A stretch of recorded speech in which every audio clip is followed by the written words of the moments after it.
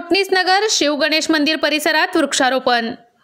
आमदार सुभाष देशमुख यांच्या मार्गदर्शनाखाली विजापूर रोड कोटणीसनगर येथील शिवगणेश मंदिर परिसरात श्री मूर्तीच्या प्रतिष्ठापन प्रसंगी वृक्षारोपण करण्यात आले।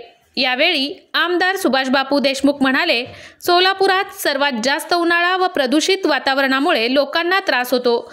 हा त्रास कमी करण्यासाठी स्वच्छ सोलापूर, सुंदर सोलापूर, हरित सोलापूर करण्यासाठी वृक्षारोपणाची नितांत गरज असल्याचे सांगितले। यावेळी कोटणीसनगर महिला मंडळ जाधवताई, करंजकरताई, मनोरमा बँकेचे श्रीकांत मोरे, महावितरण विभागाचे अधिकारी राठोड, युवा नेते महेश देवकर, पत्रकार समितीचे राम हुंडारे, पर्यावरण दूत डॉक्टर मनोज देवकर, संदीप करंजकर, MBA विद्यार्थ्यांचे सहकार्य लाभले।